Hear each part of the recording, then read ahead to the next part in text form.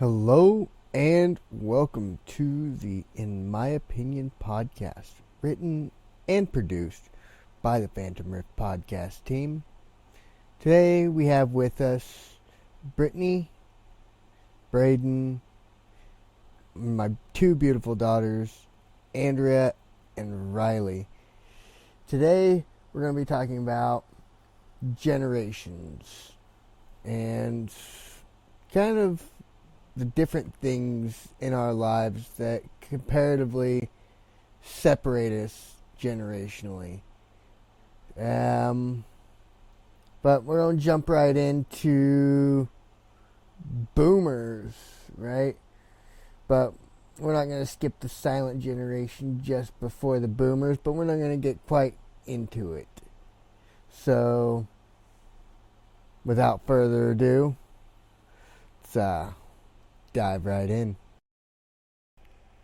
Baby boomers, often shortened to boomers, are the demographic cohort preceded by the silent generation and following Generation X. The generation is often defined as people born from 1946 to 1964 during the mid-20th century. During the mid-20th century baby boom. The dates, the demographic context, and the cultural identifiers may vary by country. Most baby boomers are the children of either the greatest generation or the silent generation and are often parents of millennials. In the West, boomers' childhoods in the 1950s and 60s had significant reforms in education, both as part of the ideological confrontation that was the Cold War, and as the continuation of the interwar period. Theirs was a time of economic prosperity and rapid technological progress. In the 1960s and 1970s, as this relatively large number of young people entered their teens and young adulthood. The oldest turned 18 in 1964. They and those around them created a very specific rhetoric. What is that? RHETORIC. Rhetoric around their cohort and the social movements brought about by their size in numbers, such as the counterculture of the 1960s and its backlash. Alright, Generation X. Generation X is the demographic cohort following the baby boomers and preceding millennials. Researchers and popular media often use the mid-1960s as the starting birth years and the late 1970s as its ending birth years, with the generation being generally defined as people born from 1965 to 1980. By this definition, in the U.S. Census data, there are 65.2 million Gen Xers in the United States as of 2019. Most of Generation X are the children of the silent generation and early baby boomers. Xers are also often the parents of millennials and Generation Z. As children of the 1970s and 80s, a time of shifting social values, Gen Xers were sometimes called the latchkey generation, which stems from their returning as children from school to an empty home and needing to use a key to let themselves in. This was a result of what is now called free-range parenting, plus increasing divorce rates and increased maternal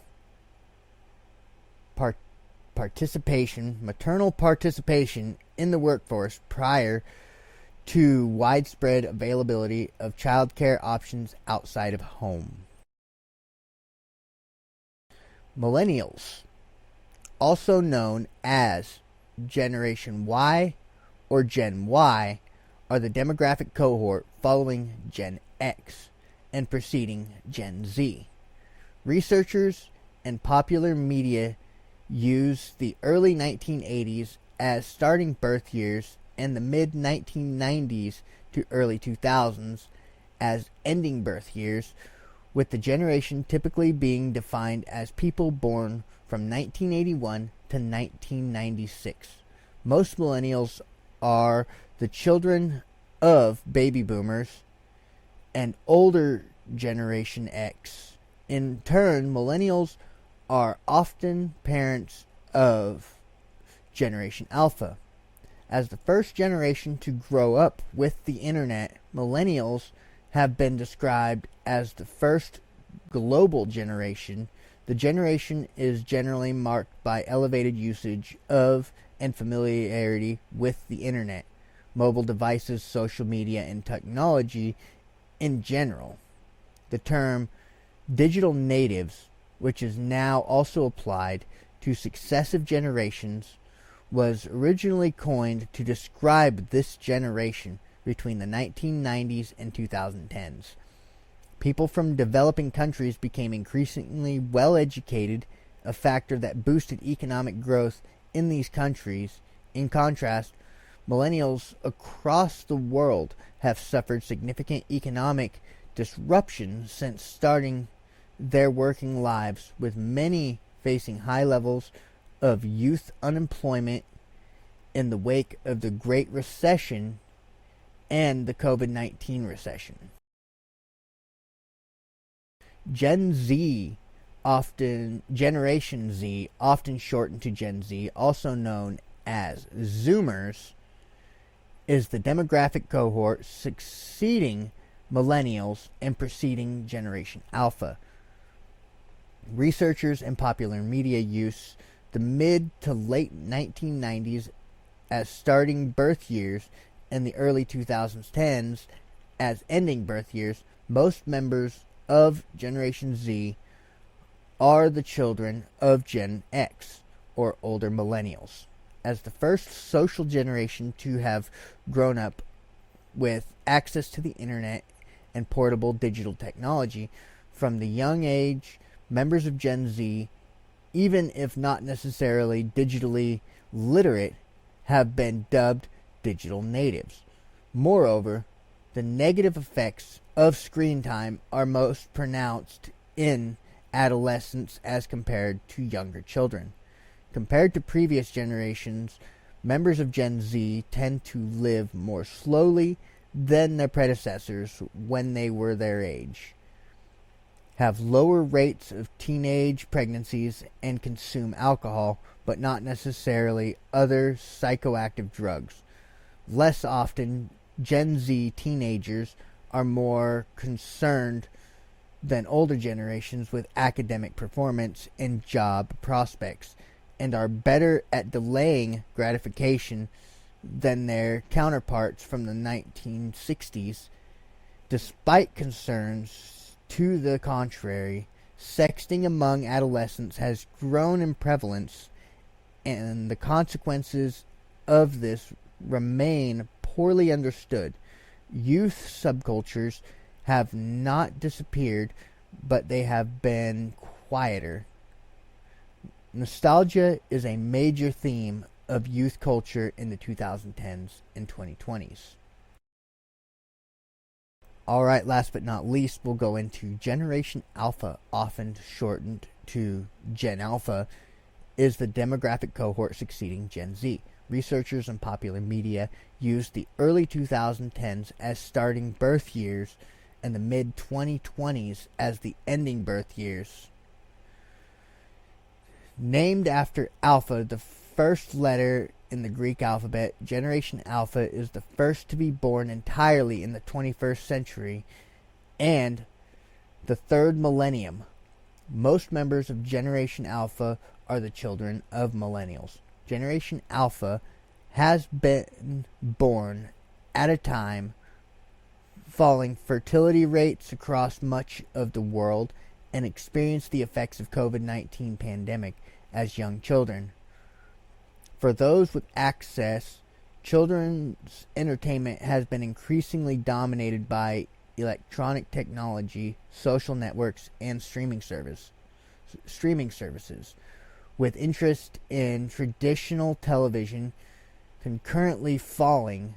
Changes in the use of technology in classrooms and other aspects of life have had a significant effect on how this generation has experienced early learning compared to previous generations. Studies have suggested that health problems related to screen time, allergies, and obesity became increasingly prevalent in the late 2010s. All right, Braden, what do you think of all that? Where do you think you fall in all of that? What do you mean I fall? Where I fall? How about this? Let's talk about what generation we're part of. Z. Sadly. Like, I'm a millennial. I'm an elder millennial because I was born in 90. I don't know if I'm a elder Gen Z. I think I'm just normal Gen Z. Let me see. So you're just categorizing yourself as a normal Gen Z. So it says Gen Z here was born between 1998 and 2016. Oh yeah, so I'm like mid-range. There's a thing though, because with Rye, I've seen things saying that she's alpha, but there are different opinions on where the line is. There's You a girls, lot of different opinions. what do you identify with, Rye? I feel like I'm a Gen Alpha because I feel like I'm more closer to the Gen Alpha than I am like Gen Z. I feel like. Like the way the people are? Yeah. Because I feel like if you look at the year I was born, it's a lot closer to Gen Alpha than it is Gen Z because it's like kind of at the end. Well, see, we've got Gen Gen- Z here marked as 1998 through 2016, and we've got our Gen Alpha born from 2017 to current. Yeah, but I've seen alpha as different. Hold on. Can I say something? Absolutely, go ahead. So when I was doing my own research, it said that the year I was born is the literal cutoff for Gen Z. So I'm one of the I don't know, does that make me like Well, a if you're younger Gen Z then or an older Gen Z? Yeah, I don't see, know. I but I'm Gen Z. I see Gen Alpha starting at 2010. Yeah.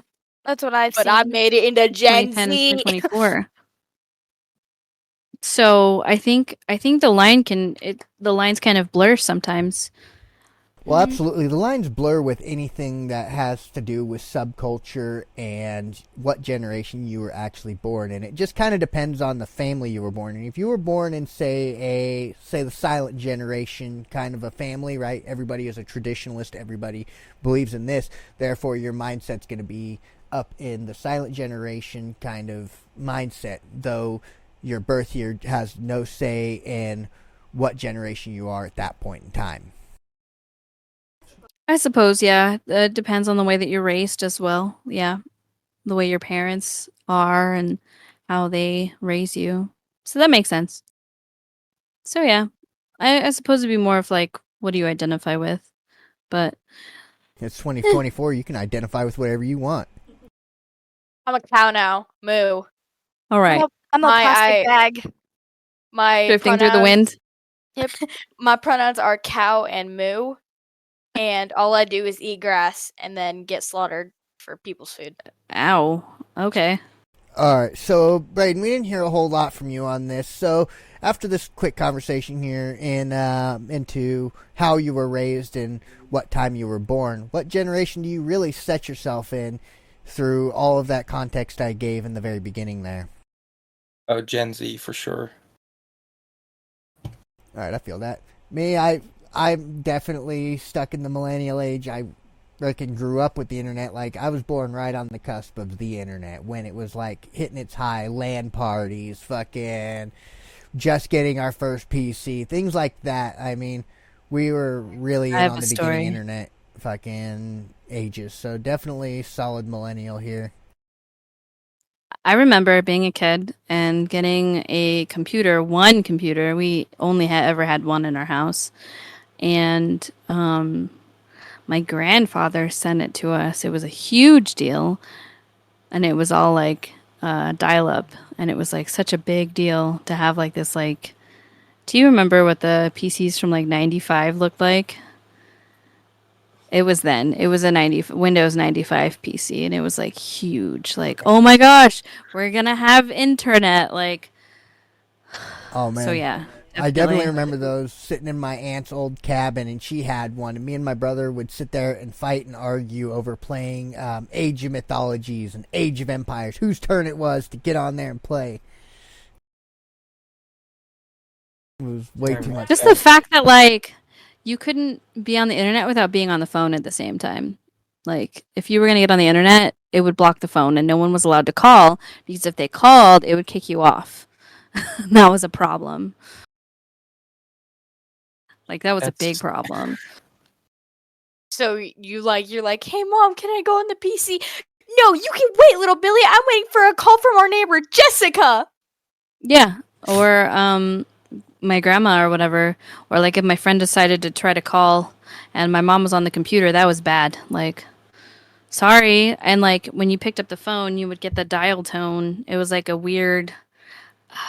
I need to look for it. Let me look for this sound. But then we jump into Gen Z. Gen Z got the start of cell phones, right? We didn't have cell phones. We had landlines. And then we move into Gen Z where they have this accessibility. And I remember moving into that whole situation. We had a 7-Eleven. I'd go up there and buy my first prepaid phone, just a little fucking flip phone like the old Razors. And we'd run around and be like, we'll cut you with our razor. And we'd flip it open like a freaking switchblade. I was going to say, we totally had phones. I don't know what you're talking about. I had my own phone that I paid for. It may have been a brick, and it may have only had Pixel games on it. And I remember having a phone, okay? Okay. But yeah, that was after 1997, though. Which moves us into, in my research, which moves us into the start of Gen Z, which is my research 1998 through 2016.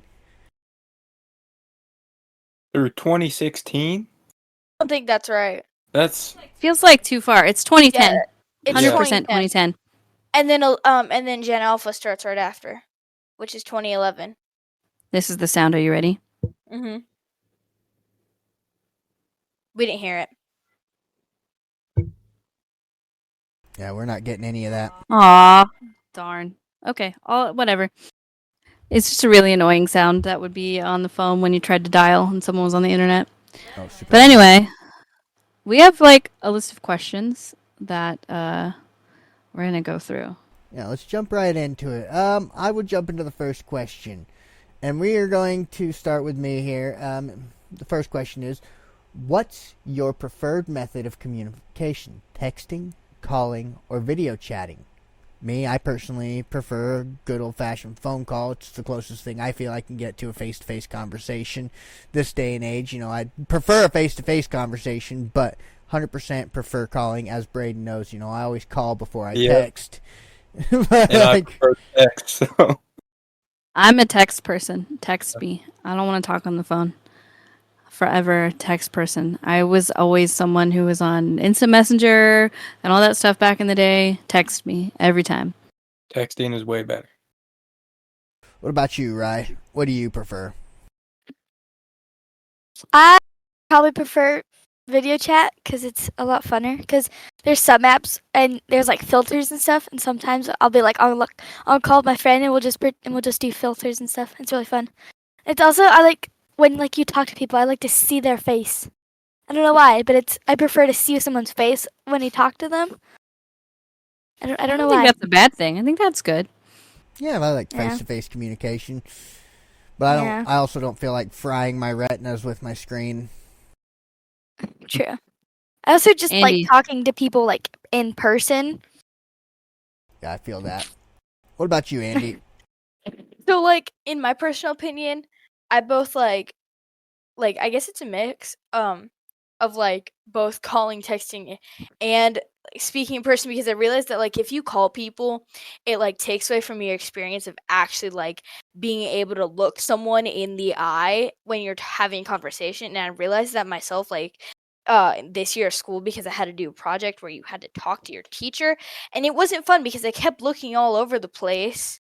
But you're supposed to be able to look at someone eye to eye and it not be awkward, you know? That's fair. But I It's guess like hard, yeah. yeah, texting though it can be like quick and efficient, but phone calling for sure. Well, I Because you definitely notice a lot of that with the newer generation, like Andy and Rye.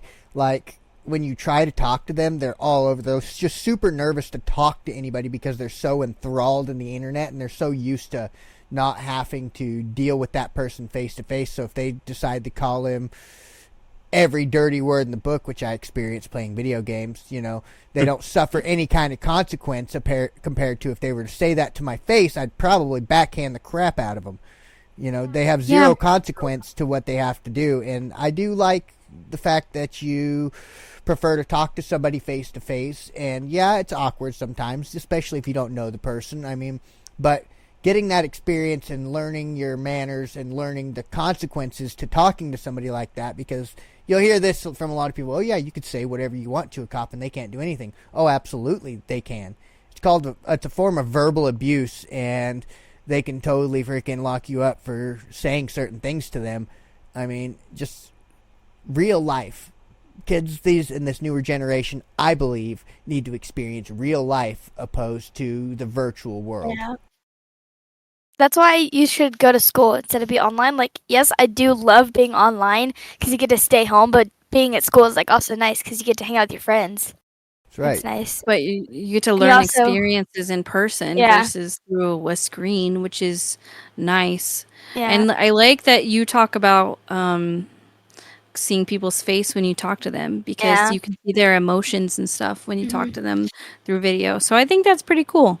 Yeah. And it's also because you also get the chance to make new friends, because rather online you don't really get to like know the person as good as you can in real life and face to face. And what about you, Braden? You're one of those who experienced both sides of online school and you've experienced regular school. And you've also expressed that you prefer to text over anything else. Why, during those experiences that you've had, like, your preferred method is still being texting, but what do you think of all of that?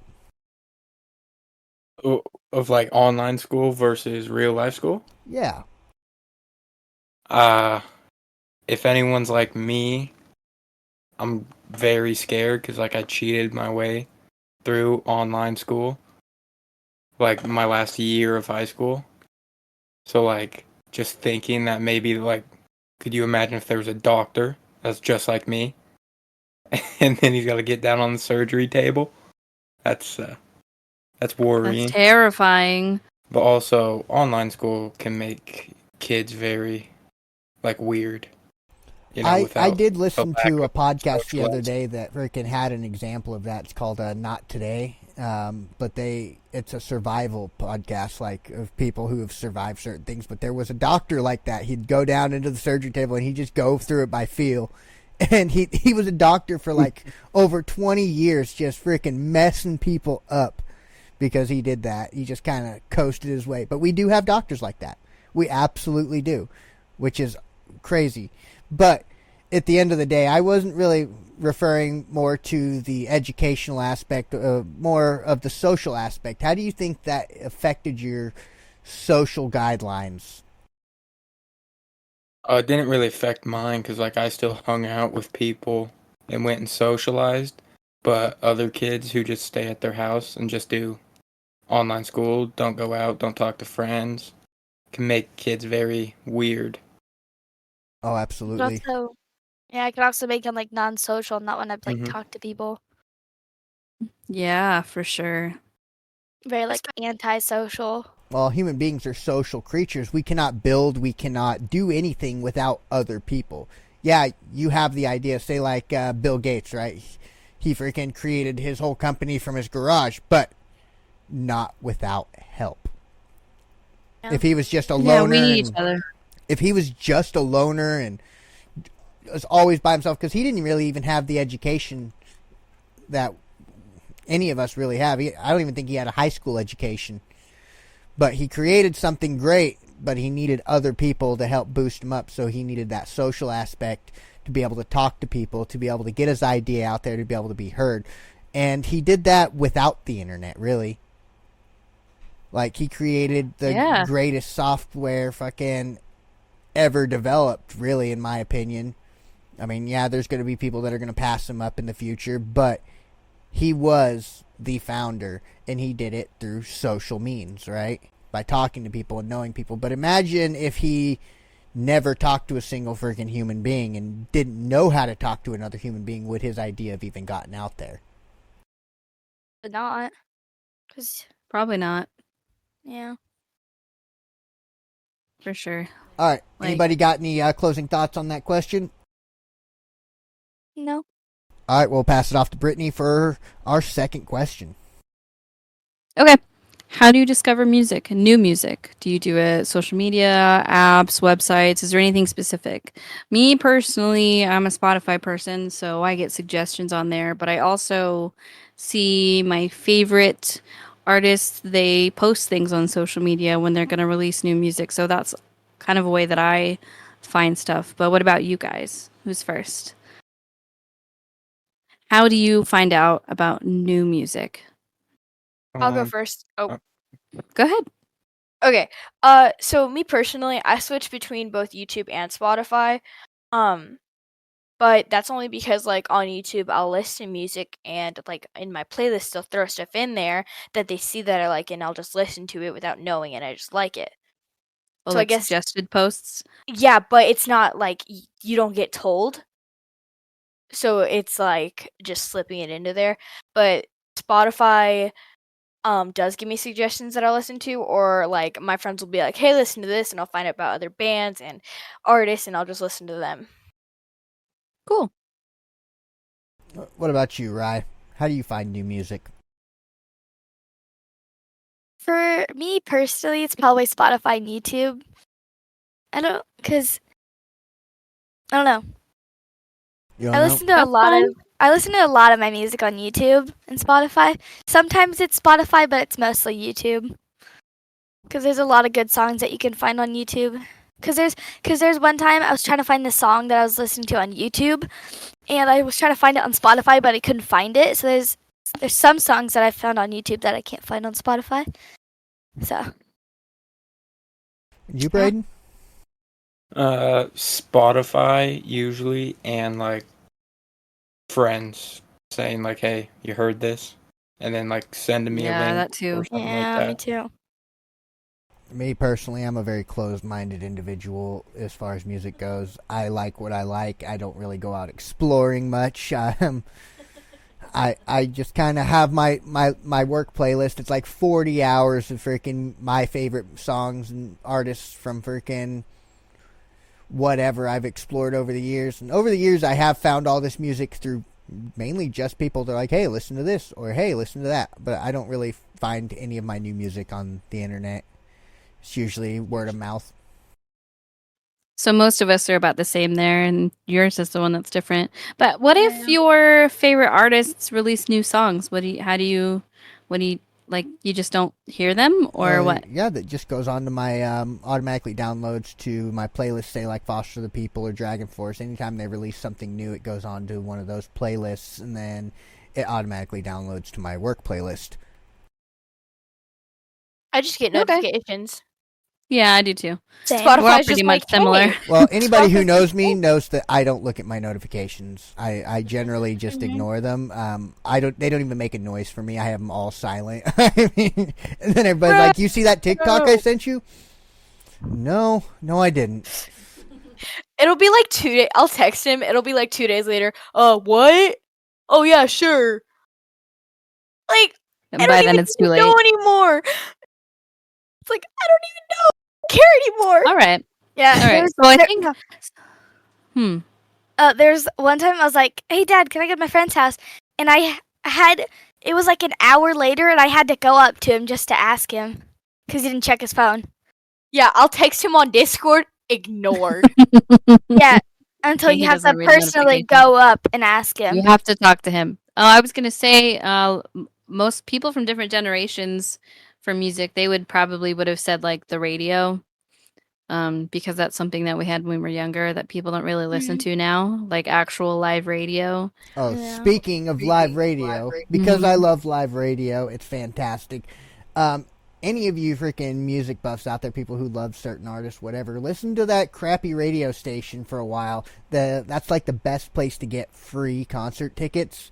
Just by calling the radio station, you can get T-shirts, cups, stickers, concert tickets, all kinds of cool things by just listening to your favorite. Or it's not even doesn't even have to be your favorite radio station.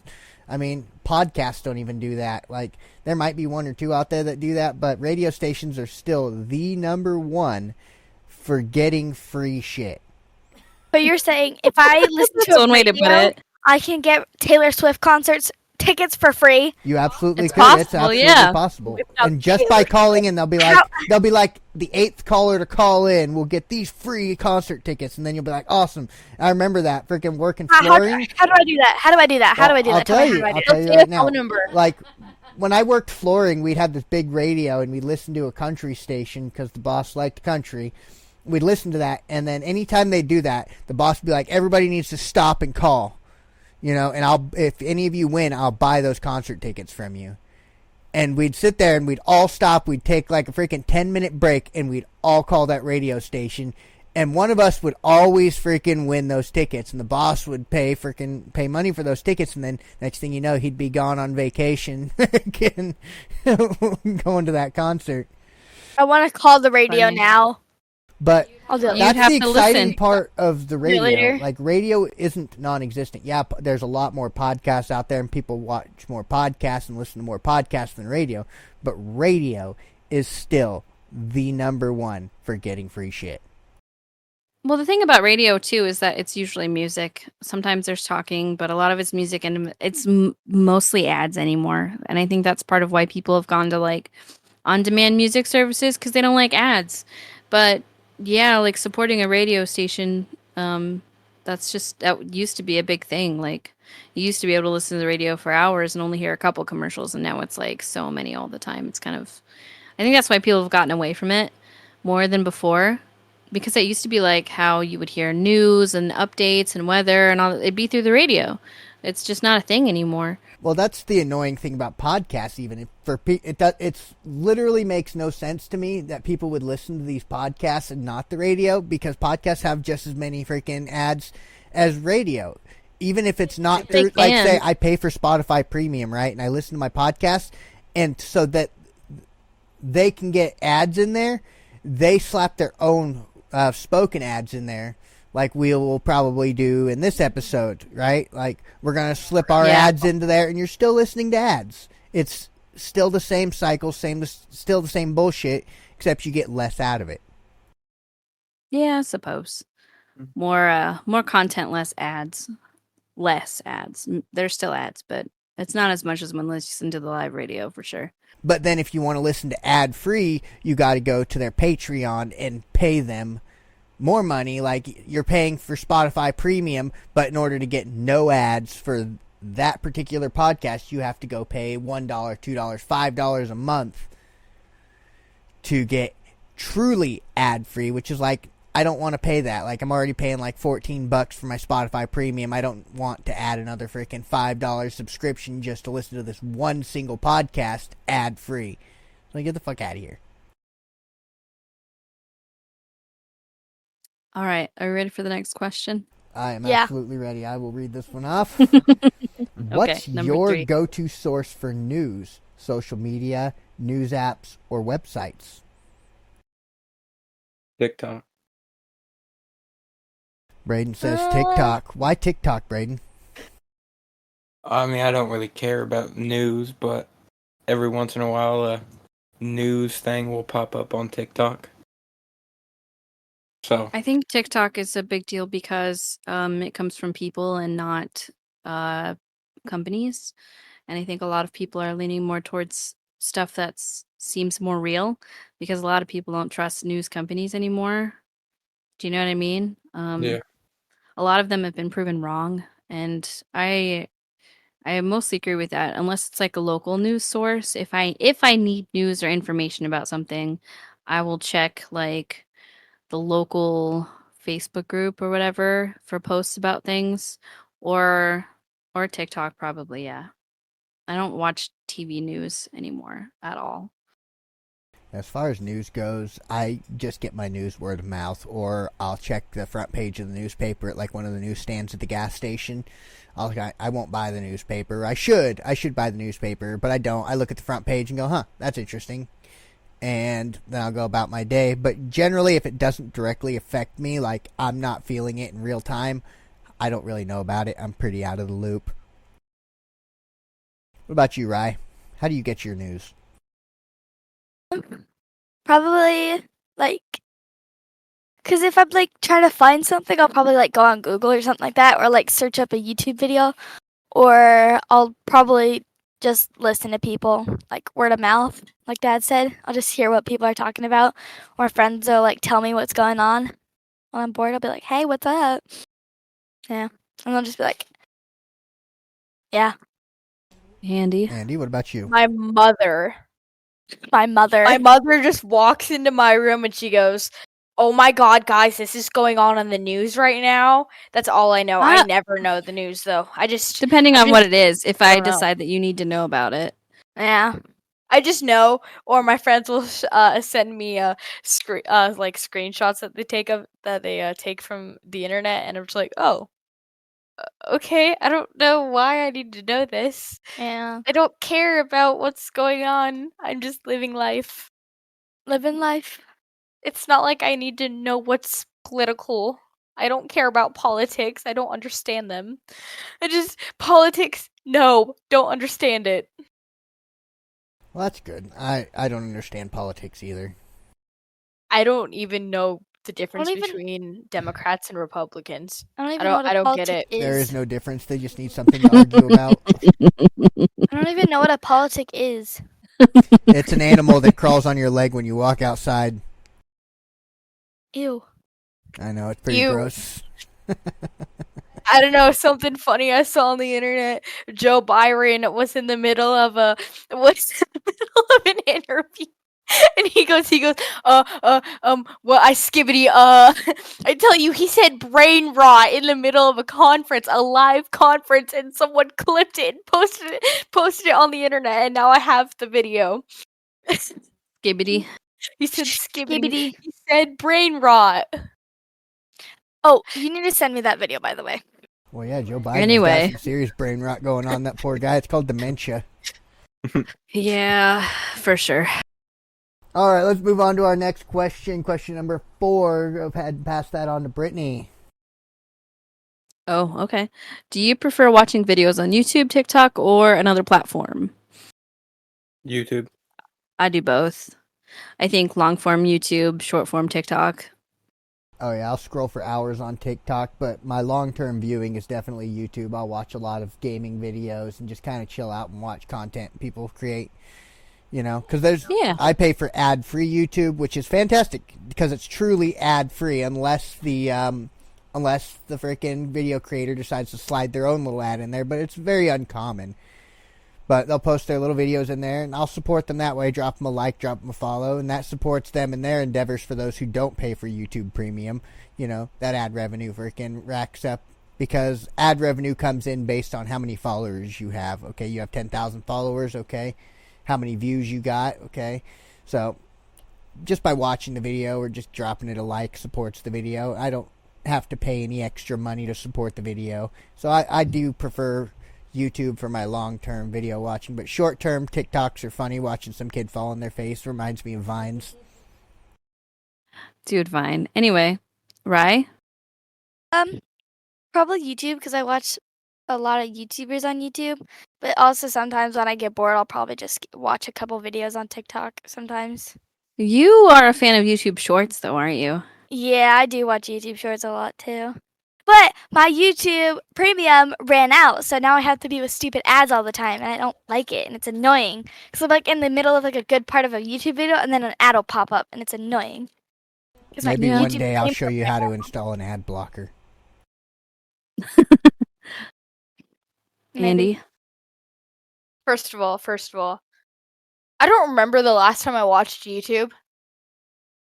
I don't really use it. And I just sit and I scroll on Instagram and I send my mother thousands of reels at a time, and it's funny because she'll just text me and go, "Why so many?" It'll be just like 100 of them just waiting for her in her inbox. It's wonderful. Yeah, pretty much. But they're always funny. Usually, yeah. I think you've repaired my algorithm with your videos. You're welcome. You're welcome. I'll be right back. All right. What's next? All right, we're going to jump into question number 5. How often do you use Snapchat, and what do you like about it? Well, that's an easy one don't- for me. I don't use it. Snapchat at all. What about you, Braden? Don't I don't really use it that much unless I don't have the person's phone number. That's about it. I don't think any of us really use it. So, use it. That one is a general consensus, question. Snapchat is dead. Copy. Yep. Yep. Next up. What's your favorite type of content to create and share online? I enjoy sharing content that can either educate and or entertain the masses. Oh, you're all about the masses, huh? Well, absolutely. There's too many fucking morons out there. I'd like to give them the fucking proper dose of fucking education. Okay, what's going on? What type of content? What is your favorite type of content to create and share online? Oh, probably the family YouTube. That's fun. Yeah, that's me. Making memories Yeah. and sharing that, or just having it for later. Yeah. Really, I like making them so that way we can have them to look at when you guys get old, or when I get old, I can look back and be like, Wow. look at all those things we did. Yeah. I like the family because it's also because sometimes we'll do silly things for no reason, or we'll just do like something random just to upload a video, and it's like good for memories for when we do get Yeah. older. Nice. What about you, Braden? I don't make or post anything online. Nothing ever. No. I guess that's fair. You don't share anything cool that happens, like, hey, check out this fucking new bike I got. Nothing like that. Nope. Nope. Never anything. Just no social media, anything. I have social media, but I have 0 posts on it. All I right. feel that not everybody's a social media god. Also, the videos that I make on my Instagram of the puppies. Sometimes I'll be like scrolling on Instagram just for like, because I'm bored, and then I'll find like these funny sounds, and I'll just make a funny video of the dogs. So, like there was this one time I was scrolling on Instagram and I found a sound, and it was like a sound was like this dog, and it was about like the dog marrying I can't exactly remember what it was about, but I made it of Shasta and Jasper. It was really funny because it was before we got Valentine. It was really fun. It was like So, like, entertainment wise, you do it for fun. yeah, and Yeah, also that's just cool. when I'm bored to keep me busy. I feel that. What about Andrea? So, me personally, I used to create like entertainment videos or things that would happen in my video games that I thought were cool that, maybe some other people would find cool too, but that's pretty much it. I don't really make Just videos for fun. anymore. Yeah, it was just a fun That's okay. thing. Little All right. baby. That's you know? awesome. Valentine is the little baby. All right, let's go ahead and move on to our next one. Have you ever attended a music festival, and which one was your favorite? I've only ever been to one, and it was when I was a kid, and it was my first concert, and it was a country concert thing that my dad took me to, and it was fun. But that's it. What about you, Um, Andrew and Riley? You guys ever been to a music festival? Not that I remember, but if I would to go to one, it would be VidCon. I really want to go to VidCon. That's not a music festival though, but I guess that works. I suppose. I Does don't, it- I don't like a concert music festival. Does it? Oh, Taylor Swift. does it count if I have been in them? Yeah, sure. I think like 7 then for band. That's Oh, fine. Because I used to go Oh, to band yeah. competitions and I went to a meeting of a band and it's a lot of fun. Also, I went to one when I was younger that mom took me to where you could like go do karaoke and I tried to go sing Let It Go and I did and everybody loved it. Oh, I remember that one. That was the Native American Music Festival. It was I pretty remember cool, that one. actually. Mhm. So then technically, mom, you have been to 2. Yeah. If we're counting like band concerts and stuff, then I've been to quite a few. Because I've been to Andy's and one that I've done in the past. I've been to quite a few music festivals, but my favorite was definitely Mayhem Fest. Got to see Korn, fucking Avenged Sevenfold, and all the major freaking heavy metal, fucking garage bands, like I like to call them. You know, yeah, they're big bands, but you know, they have their rise and fall in certain areas. But I definitely enjoyed Mayhem Fest.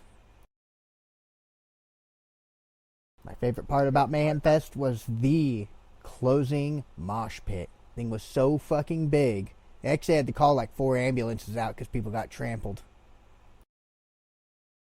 That sounds terrifying. What about you, Braden? Never been. Ooh, man, you should try. You should find one and go to it. It's a lot of fucking fun. Well, they have the festival every year at Sandpoint, but never go. Yeah, the tickets for that are horrible. The past few years, we had just hang out at my brother's house with a bunch of his friends and then mess with all the drunk people walking back to their cars. That's kind of funny. Okay, does the 4th of July fireworks count as the fireworks singing? Does that count? No. Definitely No. Well, not. I'm counting No. the fireworks singing as they blow up, and that was magical. I'm counting that as they blow up and they like sparkle and they sing as they blow I up. suppose you could say a big event with lots of people could be like that, but I suppose that would close enough. All There's right. 5 Are of you ready us, for the next though. one? We're Kind ready of a for big number 8. How do you feel about online shopping versus in-store shopping? I hate in-store shopping because I hate people. I'm not good in lots of people anymore. I used to be okay, but it's progressively gotten worse over time. I think since COVID, I like being at home and I like doing things by myself. And I miss midnight Walmart. I really do. Yeah.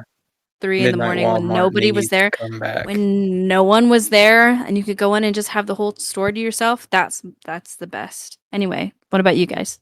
Well, I definitely prefer in-store shopping. I feel like it stimulates the local economy better than online shopping, but I also like online shopping because I can definitely find everything that I want, right? I'm looking for something specific rather than jumping to like 10 different stores to find the one thing I want, if they even have it. But like, say, like shopping for clothes on Shein opposed to shopping for clothes on Walmart, you're definitely going to save a shit ton more money shopping on Shein opposed to going to Walmart. But I like keeping my money local to stimulate the economy here where I'm at, opposed to some small shop in China or Taiwan. Well, like, I think that's good. I think it's good to support local businesses, but there's also a line where you have to be able to afford to live. You know? Well, I agree. Yeah, I feel like I'm more of a dad because I like shopping in store because you get to like see what it actually is. Sometimes like online you'll buy something and it might not fit because like let's say you buy clothes that and you buy the right size but they might be smaller, they might be bigger. Because in store like that's nice because like in store when you're like clothes shopping it's nice because you get to actually see if it fits you. But in shopping is also not like shopping in person is also nice because you like can get a lot more things because sometimes you can't find the thing that you're looking for. And it's a lot nicer sometimes. It's fair. Andy?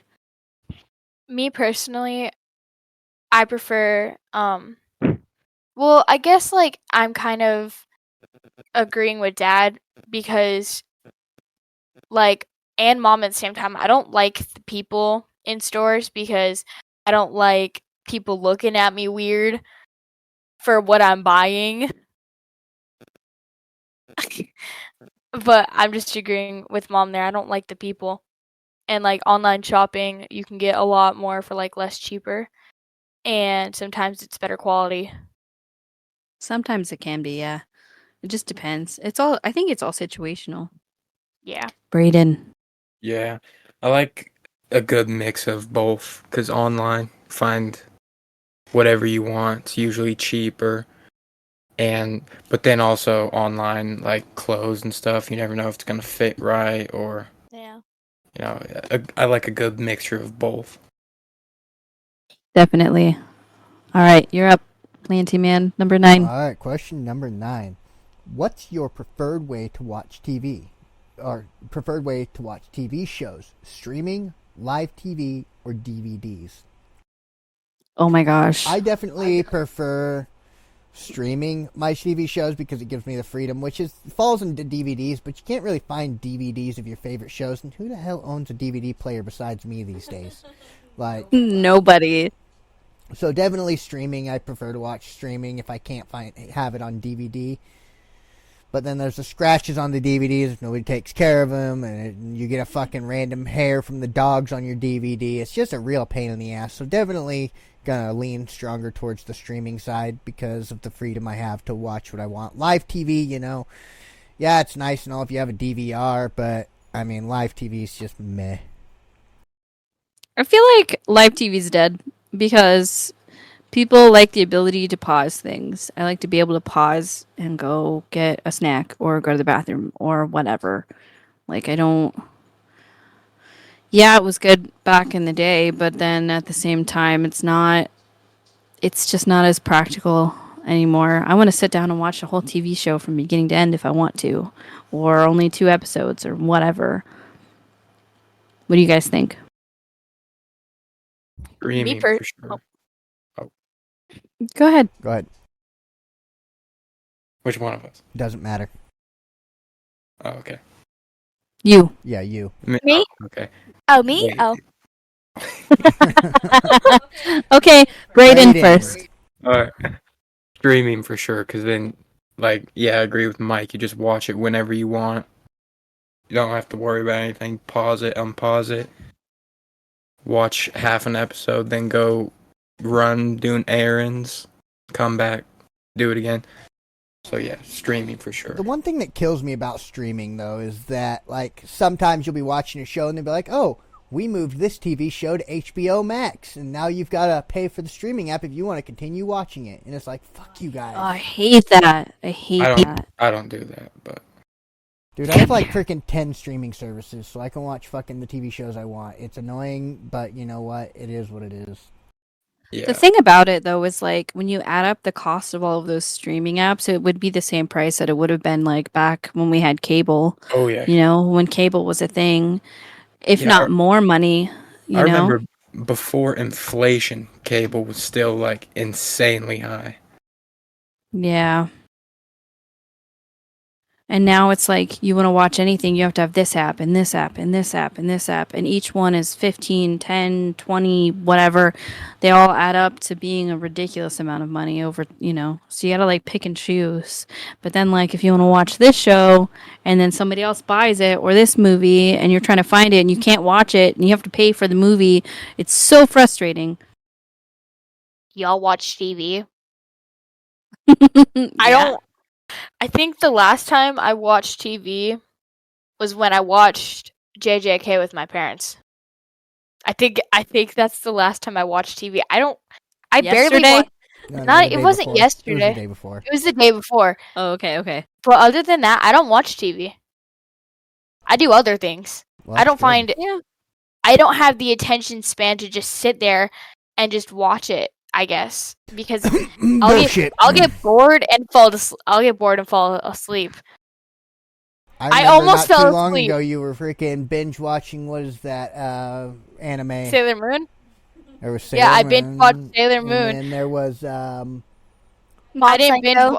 I didn't binge watch anything and else then though. My Hero. You binge watched My Hero, and then I did not binge watch My Hero. Bullshit. I don't even know what happens in My Hero. I know that there are kids with quirks and they have to go. I only know up to the second season. That's it. But I forgot most of that information. BS. Sorry. Not BS. I don't even remember what happens. Sorry. Anyway. What about you, So we've Rai? come to the consensus. We gotta get Rye's opinion.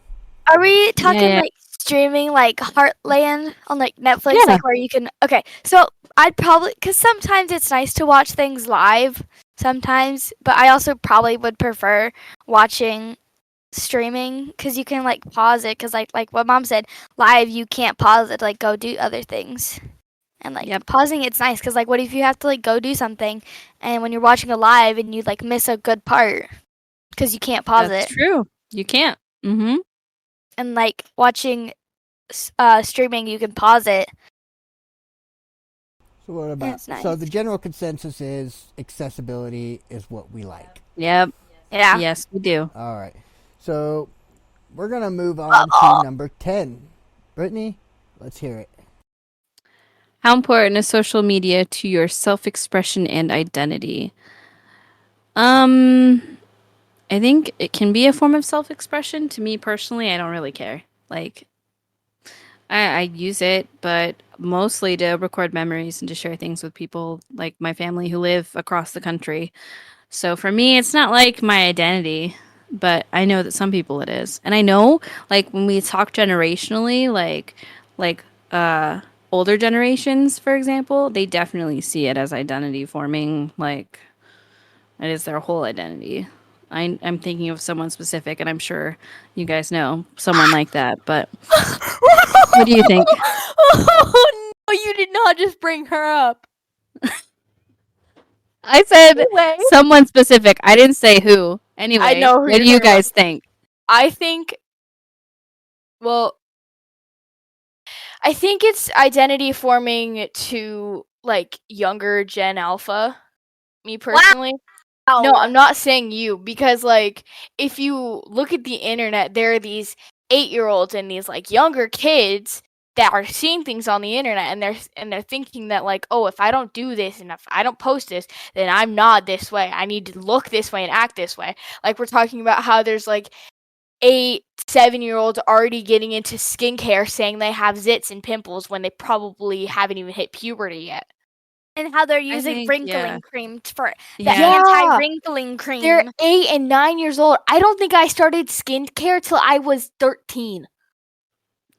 I think that when they do that stuff to their skin, it's dangerous for them, for sure. And they're Exactly. definitely identifying with stuff on the internet. For sure. Like, yeah, I agree with that. What do you think, Planty Man? I agree with her 100%. The social media is killing our younger generation, confusing them in aspects where they have no fucking idea because real life isn't so relevant these days. Being in someone's face and really experiencing these things to find out who you really are and only listening to those on the internet. Riley's a big example of that. Riley takes a lot of her identity from these streamers and YouTubers and all of this on the internet, and she's not asking questions, she's not researching, she just takes it for face value. I like this person's cool, they must have it all figured out. I mean, it's just not one of those things. Social media has never really impacted my life. I've always experienced things in real time. I've always asked questions, and yeah, I've had my confusing moments where I had no fucking idea who I was, and I kind of floated through a couple of years like that, but really pushing to be who I am genuinely rather than being somebody else I saw on the internet and thinking that it's right. Rai, what's your response to that? What was the Give question your real again? feelings. What's the question again? Do you identify yourself through the internet? Sometimes I will. 'Cause I'll be Do you find your identity, like who you are, from the internet? kind of, but also not really. Is How there so? some? I don't know. It's like Do you I'm trying need to think. somebody to tell you who you are? No, I don't think so. I hope I don't. Because there's some times where I'll question myself, like, who do I think I am? But most of the time, I just, You go with what you know because you watch so much YouTube and so many people. These are the people you're taking your life and modeling it by, basically, right? You're taking these people and go, yeah, these people are fucking cool. That looks cool. I might try that, right? yeah, I do that. Yeah, I do Rather that than being like, hey, Dad, how do you make bread? And then we sit there and we make bread together, or things like that, right? You're constantly taking what you know or what you think you know, and you're learning from all these people on the internet, right? Which is not a terrible thing. That's a good source of information. But if you base everything you know off of these people, then you'll never gain your own experiences. Brayden. I mean, not really, because, I mean, like I said, I don't post anything on social media. And also, like, seeing social media, I don't. I mean, eventually, sometimes I'll be like, oh, that's a good idea. But that's about it. But that's not who you are. You're just taking ideas. Yeah. But basing your personality and who you are, your identity as a whole, off of what you see on the internet, because you see mostly, say, I hate to bring this up again, I bring this up all the time because it frustrates the piss out of me, but the LGBTQ movement. If all these kids are seeing is a bunch of freaking, like, say you're a freaking young kid, like 10 years old, or even 12, like you're getting ready to work into your own, and you see all these freaking boys running around freaking in dresses and being themselves, which I'm going to assume they're just being who they are, but they're posting all this, and that's all you see because it's a huge quantity of the internet, you know, they're going to think that's normal, and that's who they're going to try to model themselves after because that's what they're mostly seeing. So that's basically what this question was, is do you take influence from these people and implement it into your real life? No. I think the something to think about specifically with generations and the whole topic of generational. The younger kids have so much exposure to the internet because, well, we grew up learning the internet, right? But they were born into it. Do you know what I mean? We were at the beginning of the internet, and they have it was already established when they started, like, as they've been growing up, and their exposure to so much is almost, it's too much, because when we were kids we still had to go outside and get locked out of the house until it was dark, right?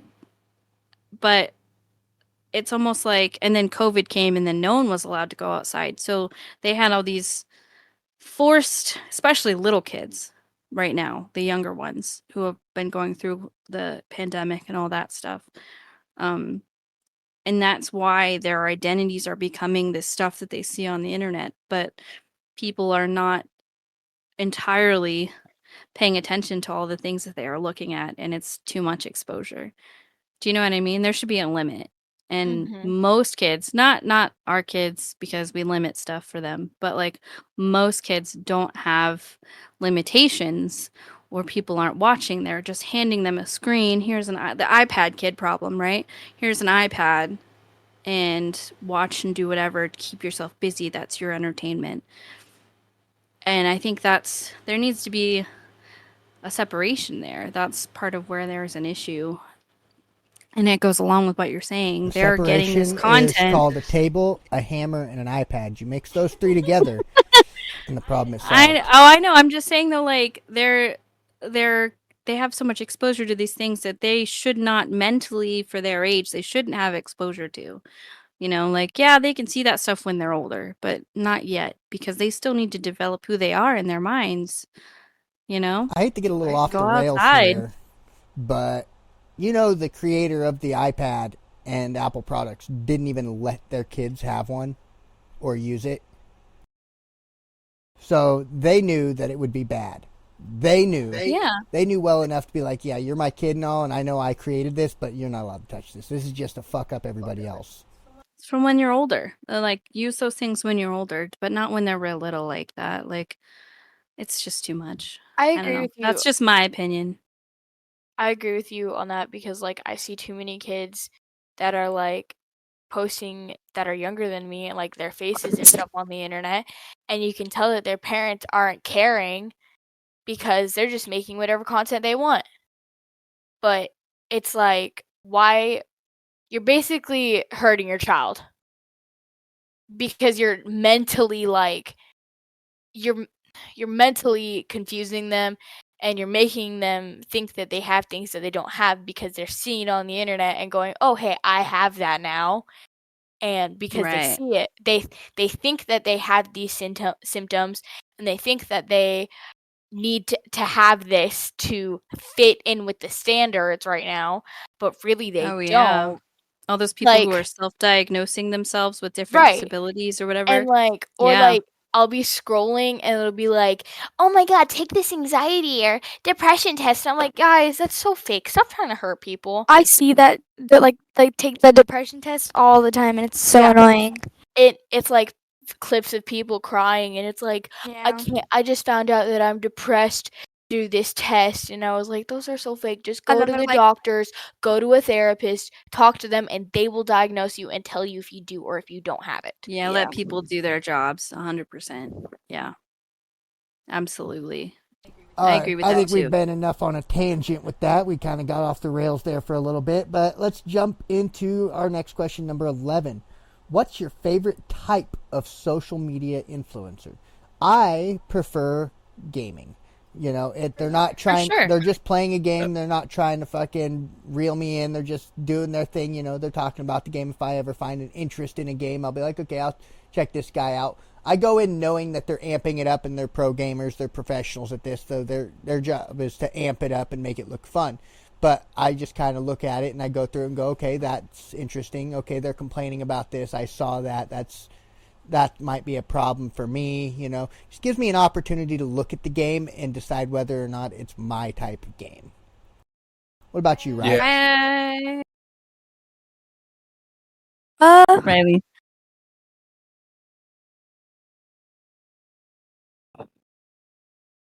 Okay, we'll pass Gotta this think. on to Andrea. You go ahead and think about that for a minute. We'll pass this on to Andrea. Okay.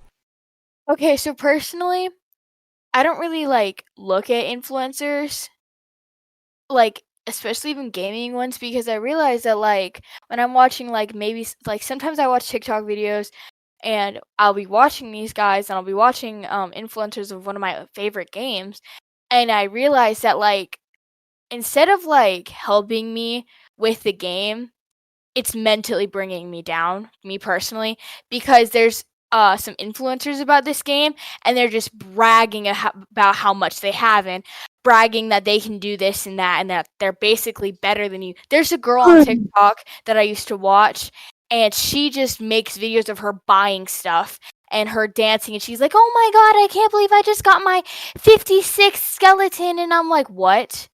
56? I get it. I get it. Like, you have that money, you can do that stuff. But instead of you having to rub it in someone's face, you could help them. You could help, like, tell people how Yeah. you get that much money, how you're so successful. Because there are these people like me, there are new players.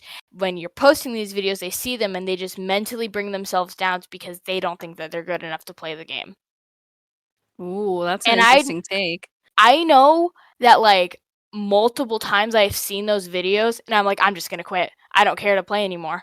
These people think that they're allowed to rub it in, and that's what makes the community of this game that I play so toxic, and makes me want to quit. And I stopped That's an playing the game. interesting- I don't remember the last time I've played the game. That's an interesting take. People, influencers bragging to the point where you feel like you're not good enough and you want to have more. I think that's interesting because I think when you really think about it, a lot of them do that. A lot of people who make content or whatever, they're really just kind of bragging about what they have. So that way you will be influenced by them, hence the term influencer, to spend more money or to do things to promote whatever it is that they're promoting, right? All right, what's your take on this, Brittany? I agree with that. Like, I don't really care specifically for specific types of influencers. If I find someone and I like their content, I'll watch it. And you, Braden? I'm with you. I like gaming, like FaZe Jev. Oh, Oh, absolutely. people who are just chill and just sit back, play the game, talk to Yeah. their subscribers. They don't talk about, how much stuff they bought or whatever. People that just grind out the game, enjoy the game, talk about the game. Money isn't everything, in my opinion. I agree. All right, let's rotate back to Riley. Riley, what is your take on this? I'm probably with Dad with gaming because there's my favorite YouTuber. All she does is she just sits there and plays Minecraft, and it's really interesting because she. Ooh, I just dropped my phone. Oopsies. Anyway, she yes, she plays with mods and stuff, and she shows because there's a couple videos that she's done, and she shows you the mods sometimes, or she doesn't show you, but she interacts with them a lot. Because there's a furniture mod, and it just sits there, and her kitchen has a decoration. And sometimes they'll play with different things. And then she also plays Roblox sometimes. And that's really fun to watch. So, yeah. That's fair. Fair enough. Yeah. All So I'm right, probably on Dad with this too. let's move on to our next question there. Brittany, take it away. Do you prefer playing video games on console, PC, or mobile device? Mine's PC. Easy. Oh, PC, PC. all day. Probably either I PC think or we're all the phone. same. Am I the only one that doesn't care? I'll play games on my phone. I'll play games on my laptop or my PC. I don't care. I have something to do. Cool, I'll do it. I'll even play on my Nintendo Switch, which is technically console. So I guess I play Yeah. all platforms. Yeah, I'd That's cool. probably say PC or my phone or Switch sometimes. Me Just and Riley just play all platforms. I don't Just know. depends Alright. on what I I'm just- feeling. I prefer the versatility of PC because I can play Xbox games and mobile games, and there's just such a versatility on PC that I don't really find myself looking for any other device to play my games on. Even the phone games from the Android store, there's a freaking thing I can download on my computer called BlueStacks, and I download BlueStacks and I can play any mobile game I want from the Android freaking store or even the Apple store if I wanted to. All right. This next one we could probably turn into an entire podcast, so we'll try to keep it a little brief, okay, you guys? How do you feel about online activism and hashtag campaigns? What does that mean? So, when people have, what's the big one right now? Okay, this is going to be controversial, but whatever. The Palestine hashtag that they put on stuff ceasefire and stuff. What do you think? What do you think about that? All right, I'll take it away on this one. I feel like the hashtag campaigns are great for what they're for, right? I hate clicking on, say, a hashtag for something I feel passionate about, and it's a picture of Joe Biden's ass. Falsely placing those hashtags during a hashtag campaign, I think, is immoral and just stupid. So I don't really follow a lot of the hashtag campaigns because they're a lot of fucking clickbait, and it annoys the shit out of me. So I do like hashtag campaigns if they're used for what they're supposed to be for, but people take advantage of it, especially if something's gaining fucking liftoff and they want somebody to look at something, so they use the hashtag just so they can get views on something fucking stupid and unrelated. So I do like the hashtag campaigns, and online activism is great because most of our world is freaking online. So spreading the word for something that is important or that you feel is important is cool, But don't misuse it. I mean, really, misusing it for personal gain is just immoral and just stupid. But that's my take on it. Okay, Braden. I mean, I don't really have any opinions on that because I don't really see a whole lot of activist hashtags or anything like that. But I mean, they can be good, I guess, because you can reach such a wide variety of people. I agree with that. I think that a lot of times, a lot of people post things and it doesn't really go anywhere, to be honest. People can post hashtags on things till they're blue in the face, but I don't think that it's always useful, to be honest, because Michael was saying that people can post things and they can put whatever they want on it. So I don't know. Right. See, I'm kind of confused about this. I don't know why, but I don't know. I'm just gonna say pass because I don't know. I'm kind of confused. Well, that's okay. You don't have to quite know what all that means, which drives you right into the Gen Alpha thing. Most Gen Alpha kids are so fucking uninformed that it's ridiculous. That's not your fault. Yeah, It's okay. Yeah. Just the internet subculture. Okay. All right, let's go to the next one. All right. What is go ahead. your preferred way to learn new skills? Online tutorials, I just got ignored. classes, or books? I was Andy, hold forgotten on. about. Hold on. Andy, tell us about your hashtag thing first. Hold on. Go I don't ahead. want to anymore. I was forgotten about. Tell us, please. I was forgotten about. Nope. I was forgotten about. fine. I don't want to anymore. That's okay. We'll move on. What is your preferred way to learn new skills? Online tutorials, classes, or books? Andrea, take it away. Online tutorials because, or like, well, YouTube videos, I guess. So that's when I do watch YouTube. But that's kind of like what I only use YouTube for, like music and tutorials. Like, it's what taught me how to do one of my favorite hobbies. So when I make my puppets, that's how I learned. Is I took YouTube tutorials and then I modified it. Oh, that's good. So you just Me too. taking what you learned from the online tutorial and you make it your own, which is how a Yeah. lot of great things are created. What about you, Rye? Either online or probably in person. Cause like we'll take volleyball because it's like a really good sport. We'll take volleyball. You can't really watch like YouTube tutorial to know how to do it. You have to like learn in person how to do it, so then you can actually get good at it. Cause like yes, you can like watch a YouTube video, but I don't feel like you won't be as good as you will in person with someone who knows how to play it. So I feel like you could do either in person or, depending on what it is, you could watch a video on it.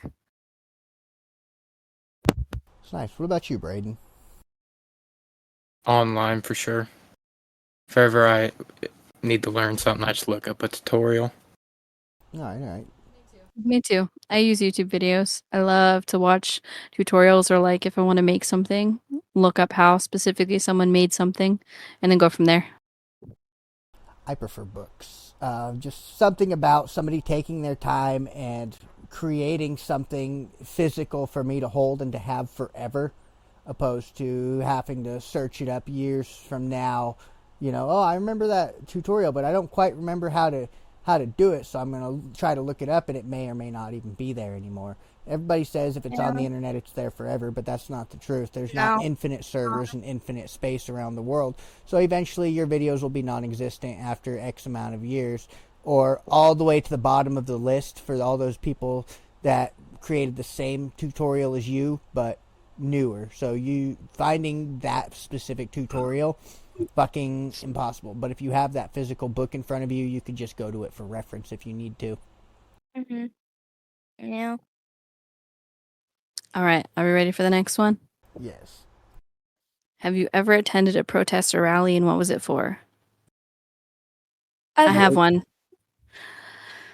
I unintentionally was around during a BLM protest in Chicago, and it was terrifying.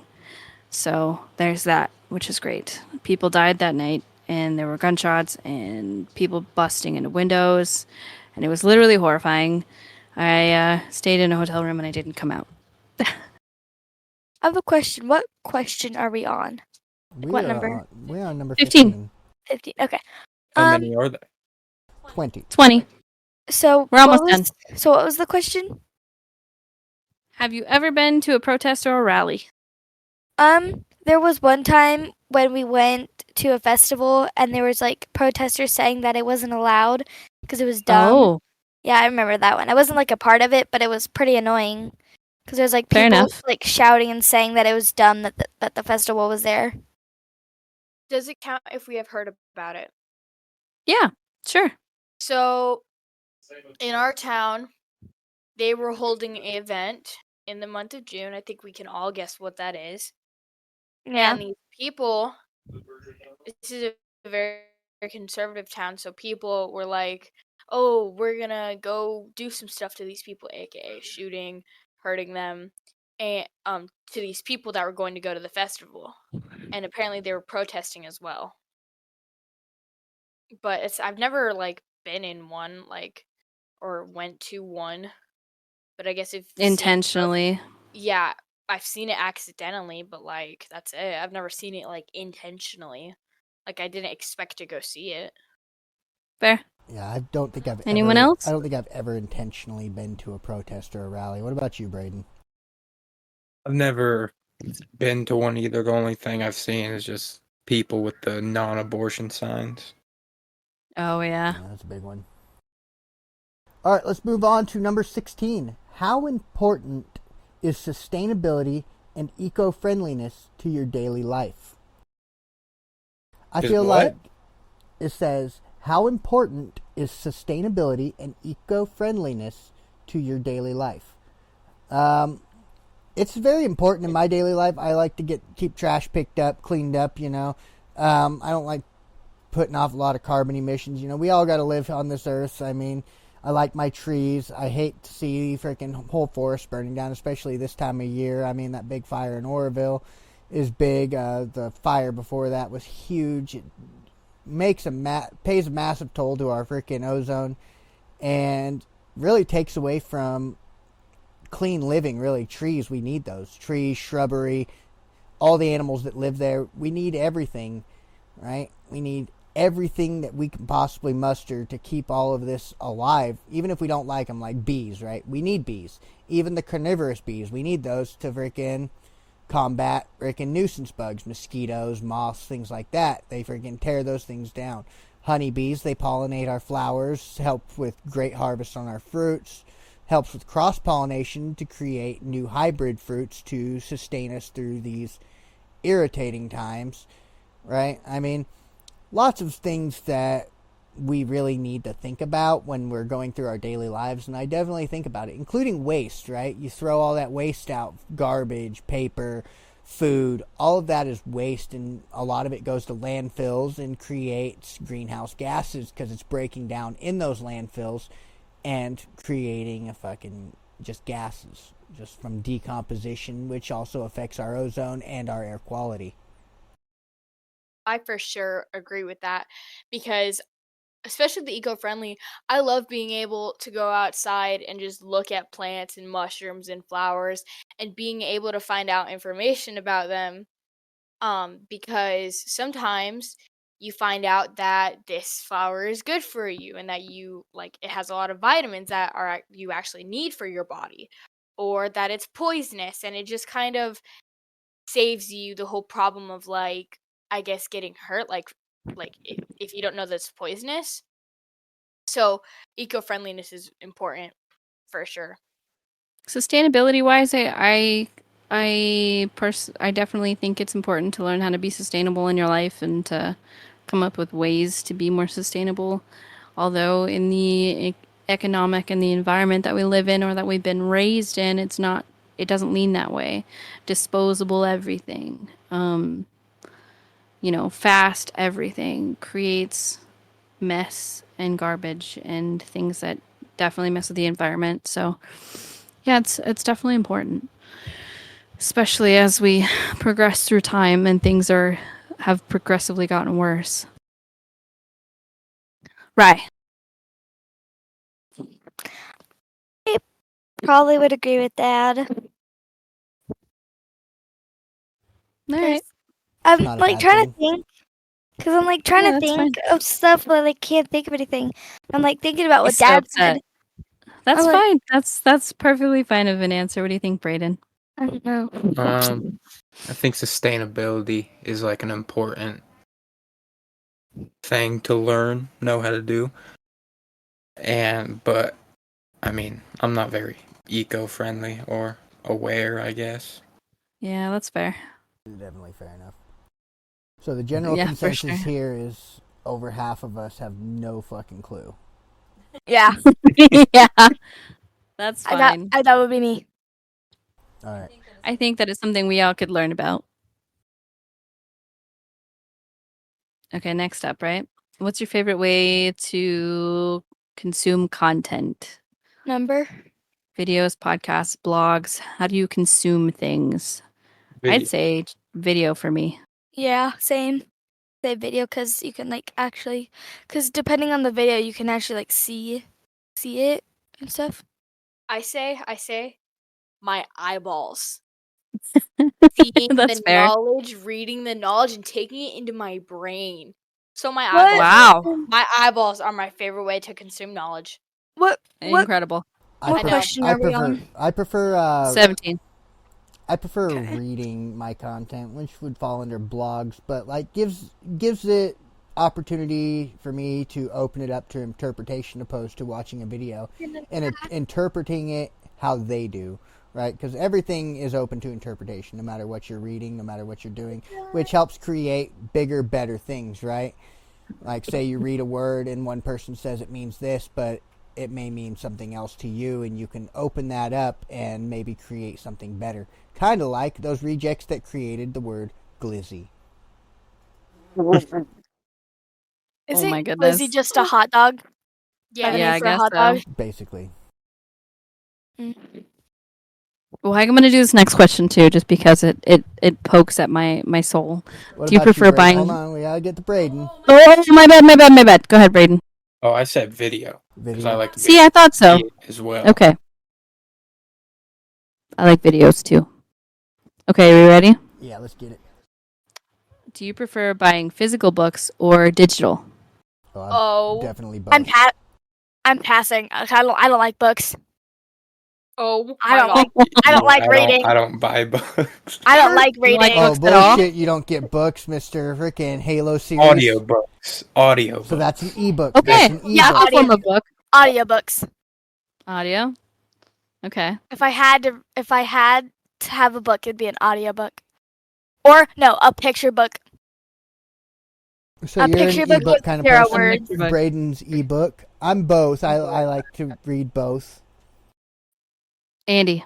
Me personally, I would never turn down a physical book because with like digital or audiobooks, you can't see the art that they put like on the covers that they put like when you change chapters. The book I'm reading, it's from two people's point of view, so it like switches. That's what the chapters are, right? The two characters. And so when it like goes to the different person's point of view, the first page says their name and then there's art on the page like flowers and stuff. And I think that it helps set a visual for the actual book setting.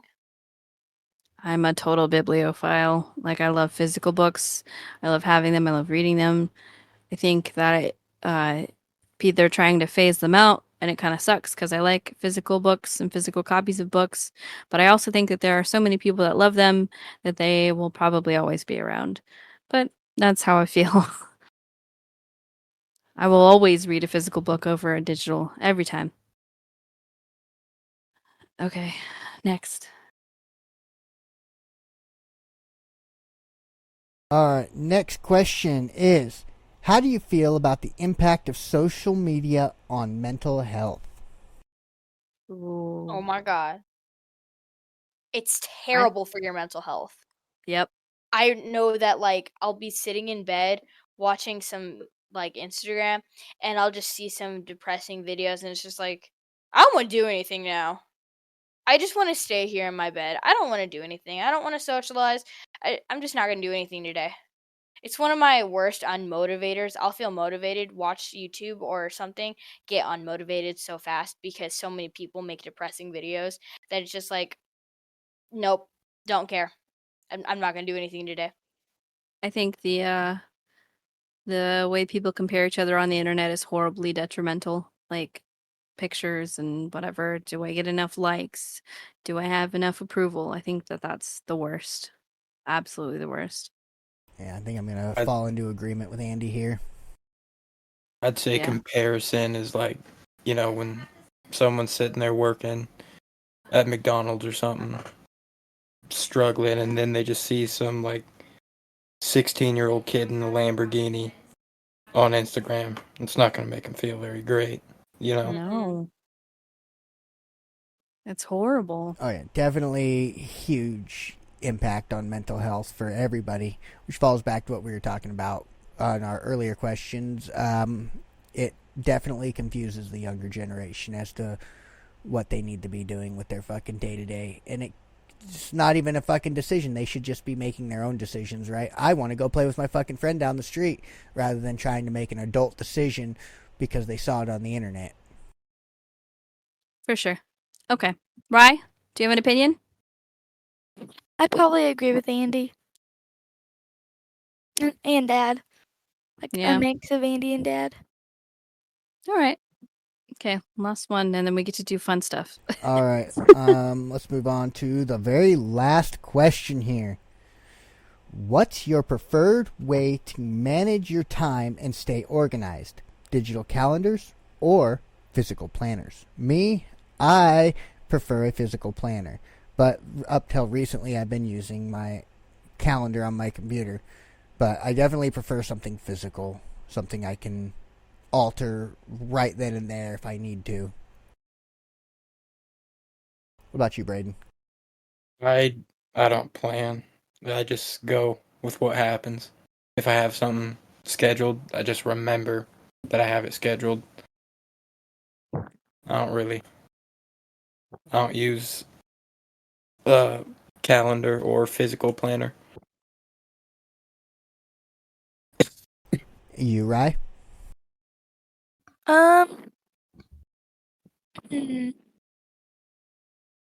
What was the question?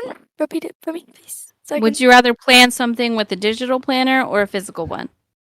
I'd probably do, depending on what it is, I'd probably do physical. Because you can because I feel like when I write stuff down, sometimes I can it helps me memorize it.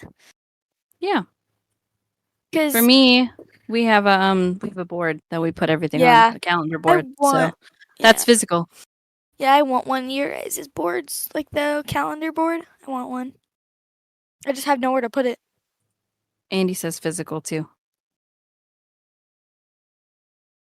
All right. I think we're going to wrap it up there, everybody. I'd like to thank everybody for stopping by and hanging out and listening to the In My Opinion podcast. Again, we have with us Brittany, Andy, Braden, Riley, and of course myself, Michael.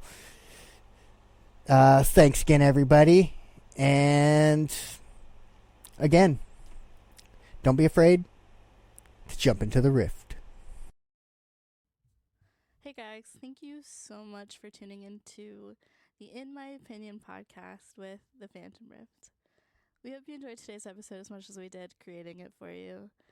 Don't forget to subscribe and check us out on social media. We have a website at thephantomrift.com where you can find all the links in some recent episodes. Your support means everything to us, so we're excited to keep making content for you and hanging out. So until next time, see you in the Rift. Even though- Or you could add it. You could just. All right, everybody. For all of those who stuck around after the outro there, we're going to jump into something fun here. We're going to go through some pictures and see if these youngsters, Andrea and Riley, can identify what they are, or even Braden. Let's see. This is easy. Wait, Andy's got to come back, so give her just a second. Yeah, 'cause Yep. you had to go to the bathroom. Yep. But we're going to jump into some pictures here, and we're going to see if they know what they are, and we'll go over what they are. Oh, the For names those of some of you- them. Hang on a second. For those of you who don't know what they are, we'll be going What name over is it, what they are. But let's give Hang on us a a sec. second. Wait for Andrea to get back. Oh, I think I just heard the bathroom door.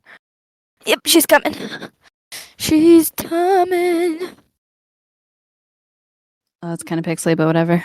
I have some random pictures here that I've collected over the internet of things that I grew up with or Michael grew up with or whatever. We just want to see if you guys can identify them. So Okay. Andy's back. Okay, good. All right. So Just make sure you guys can see the screen capture there. Can I say? Can I kiss? Can I say it? Excuse me. Hold on 1 second. I know what it is. I think. I need to come up with something to cover the title of the pictures. Although this What do one you doesn't mean? have the title of it. Some of them have them. Hold on 1 second. Let me Just zoom find them in. something. Yeah, Doesn't just get zoom rid in. of the thingy. Doesn't get rid of the image, the title in the corner, does it? Can you see the title in the corner? We can't tell. No, Yeah, you it's can. pretty blurry. It's Okay, blurry. anyway. Okay, what do you see? Tell me, Rye. VH tape, a VHS tape. Nope. Negative. Andy? It's a mixtape that you put music on. Cassette tape? Yeah, Cassette It is tape. a Yep. cassette tape. What is the cassette tape for? Riley? Cassette player? What's the name? What's the name of What it? is the cassette Cassette. tape commonly Cassette used for? tape? Cassette. CASSETT. Don't Oh, be Googling cassette? this. Don't be Googling this. I'm not. I'm trying to think. What do you think a cassette tape was most commonly used for? Cassette. Do you put it in like a DVD player or something like that, or whatever? No. Nope. Wrong. Andy, Andy, stop laughing at me. You It's hear for her laughing. for music. Yeah. It I is didn't even get for to music. guess. You did guess. You said put DVD music player. onto it. No, I said, do you put it? I knew this would put it be into fun. your We're only on the music. first item. You put it into. Well, you download your music onto there so that you have it saved. Download, yeah. You, You, you record. like download it. You would record with it. Yeah. All right, this one. Dial up internet. No. No. Does a dial-up phone have like the rings where you like drag it? Yeah, Similar, but this is but still the no, same type. Same kind of thing. Riley, what would you call this? What is this, right?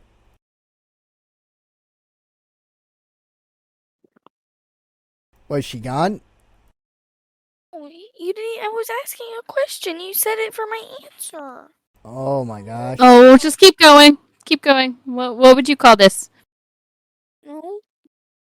What does it look like?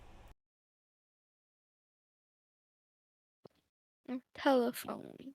Yeah, it's correct. It is a telephone. So the answer was a landline phone, just It is because it's a landline wired phone. A And phone you have to use a cord. Yeah, use a cord to listen to use plugged into the wall. Next. What are these? Phone books. That is wrong. Andrea, what are these? Dictionaries. No, Wonderful. Brayden. oh shit. I've used these before in school. Wait, I think I know Like what it is. encyclopedias? Encyclopedias, yeah. So instead of Googling anything, you would have to get one of these books, and they're in alphabetical order, and you'd have to search in the book to find information that you needed. This So is this was dumb. we used those before we could Google. Yeah, they made us do that for certain projects. That was stupid. All right, what's this? DVD player. DVD player. Negative. That is not a DVD player. Andrea, It's a VHS. this is not a VHS. Then Yeah, why it did is. Mom nod? No, this is a VHS player. Oh, my Whatever. bad. My bad. Sorry, It's I the didn't device. have VHS This is a player in cassette there. recorder. Nah. So dumb. It is It's actually VCR. This is actually a VCR and recorder at the same time. You can record on VHS tapes the same as you would a cassette tape, but much larger.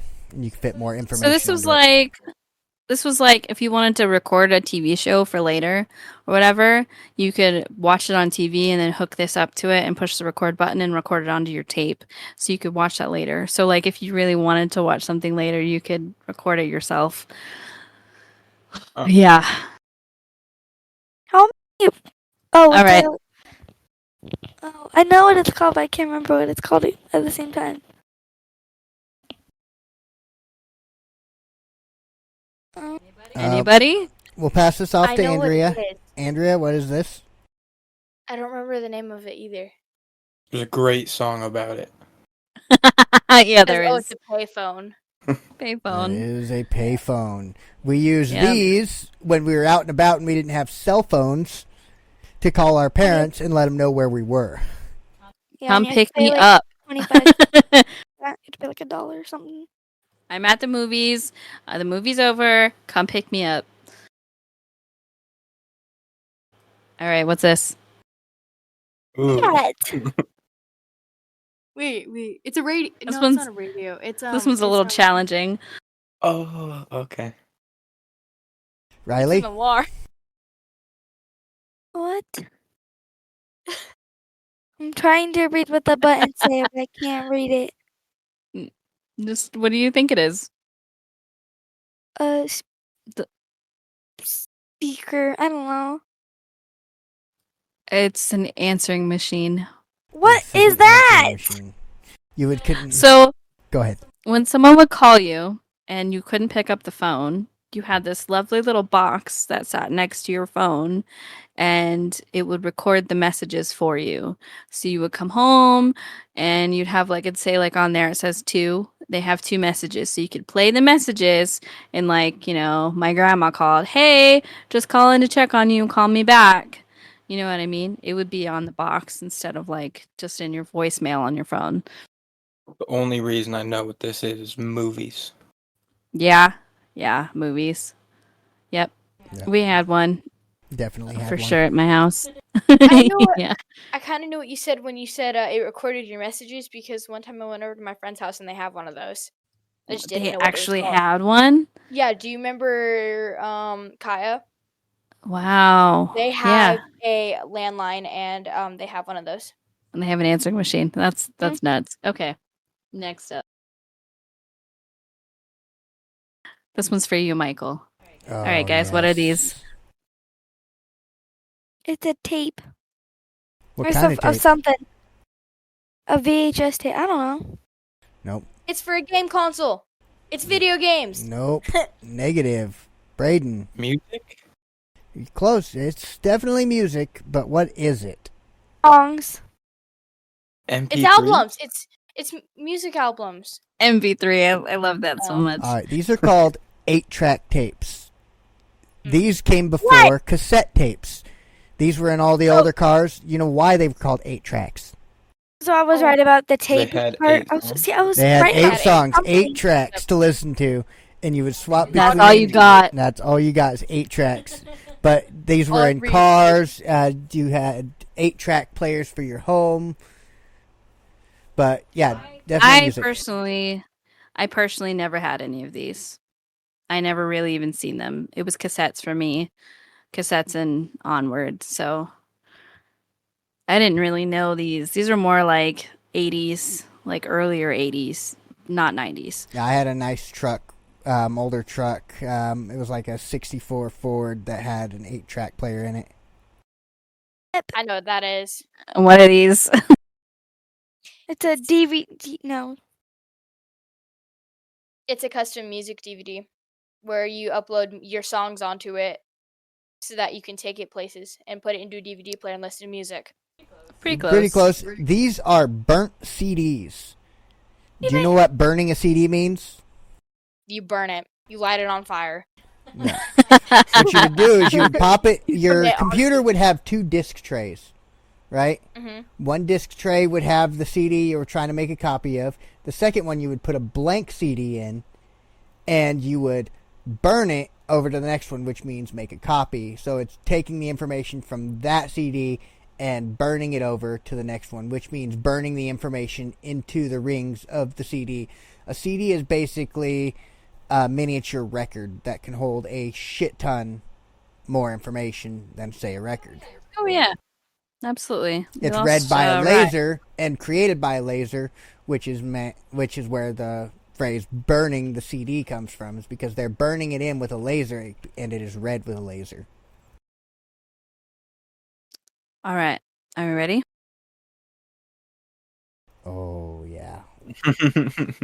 I know what it is because I Riley? have a friend that uses one.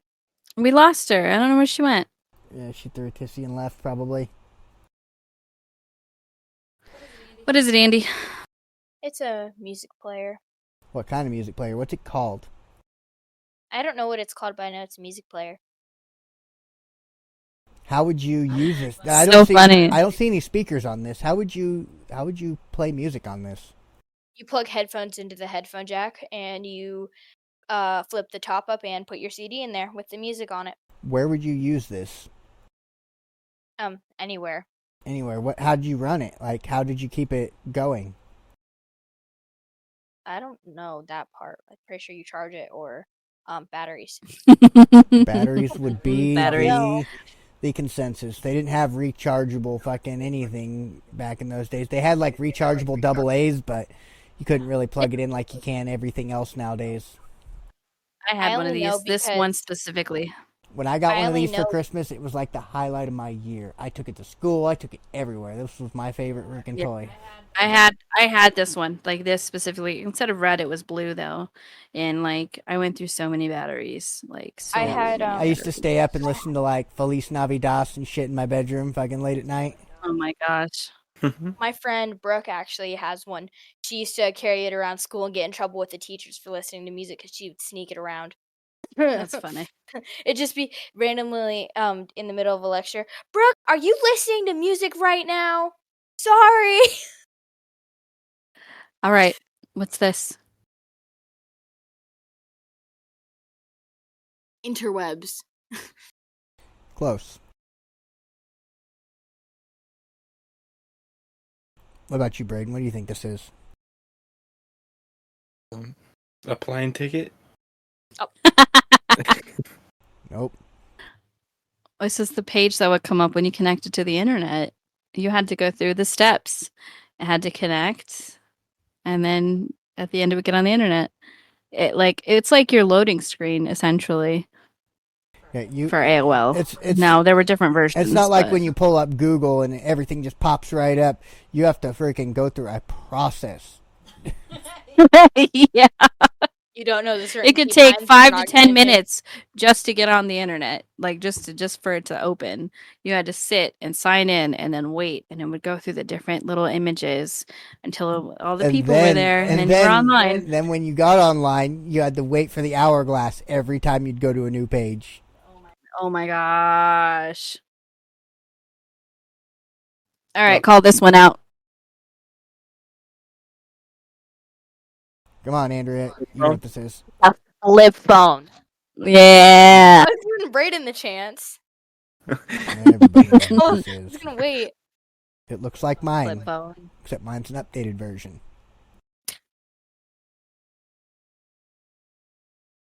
Okay, what's this? It's a hotel phone. Nope. Negative. Printer. Nope. It's- No. nope. Fax It's machine. not a printer. Yeah, there we you go. go. Fax machine. Got Why it. is there a phone on it? Yeah, that's so Because you would send, so like you would call a number, right? And you could send someone a file through the phone line, like through the internet. Then because the internet went through the phone, you had to have a phone number for your fax machine. It was like a separate line that you had to have. And that number specifically goes to that specific fax machine. And also it's funny because like you see this like yellowish color, everything, all of the like technology stuff was that freaking color. Everything. Obnoxious. And you know, everybody's parents smoked back then, so it all turned yellow. Everything. Computers, phones, it was all like that. It all looked exactly like that. And then imagine, like, technology hasn't even freaking advanced that much. From the fax machines still look like this. Some of them. All right, what's this one?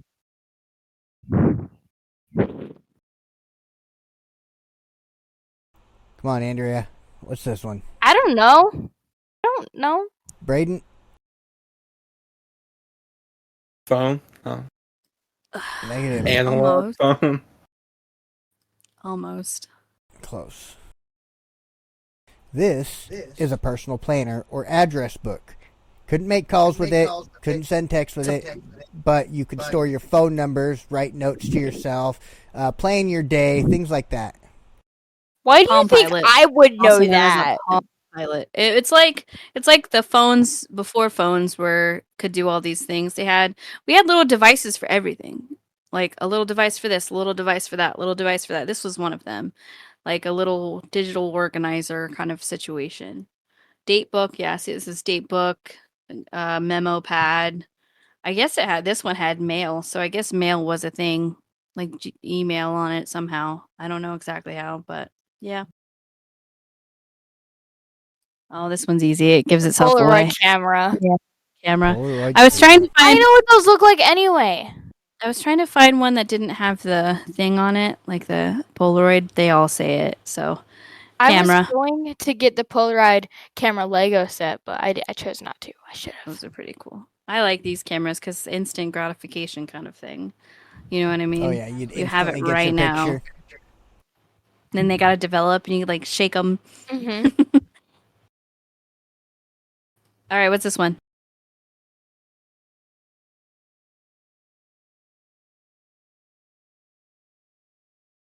Waiting to see if Braden knows.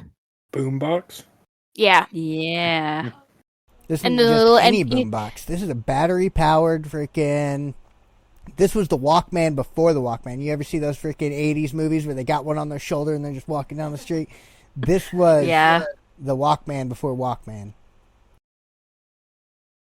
Freaking throw some C batteries in that bad boy, walk down the street with your favorite tape.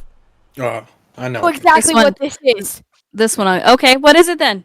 It's a projector. That little light part, you take a clear plastic and you write on it, and then it will project on a wall.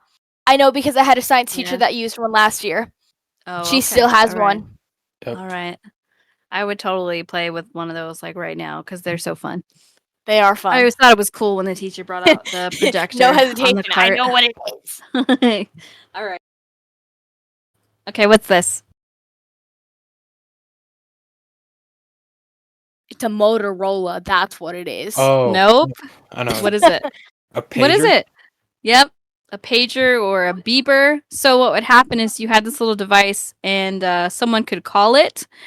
They could like call your pager, your phone number, and you would see that they called you. So you could just tell that someone was trying to get a hold of you or find you. And then you would go from find a phone and call them back. Kind of like that.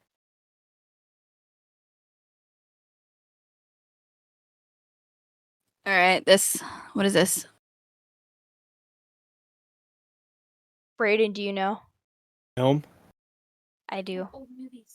What It's film. camera film? It's movie Camera film, film. camera film. This does not exist anymore. People don't use it. It probably exists on Amazon. All right, I'm goes sure with you what we know did this earlier. is. Oh, yeah. That's a VHS tape. That VHS is a tape. blank VHS tape to where you can use that recorder we showed earlier to record your shows and stuff on. That's all I got for the pictures, you guys. That was fun. That was definitely fun. Thank y'all for listening to part 2 or segment 2 of the In My Opinion podcast. I hope y'all enjoyed. For those of you who are watching, hanging out, we appreciate you. Thank you very much. And again, don't be afraid to jump into the rift. Thanks again for listening to the In My Opinion podcast, written and produced by the Phantom Rift podcast team. If you're interested in finding more content from us, anything about us, socials, you can stop by our website at thephantomrift.com. That is thephantomrift.com. There you can find our socials. You can find access to our email where you can send us suggestions. Just say hi, share your stories, or whatever it is that you feel like saying to us. You can also find where to find our podcasts, whether it be Amazon Music, Spotify, Apple, or iHeart. We have it all there just for you in one easy place. So, if you enjoyed our podcast, if you enjoyed our content, please leave us a comment, leave us a like, leave us a nice review or a bad review on either of those podcasting platforms or wherever you may get your podcast. We'd appreciate it. Thank you very much. And again, don't be afraid.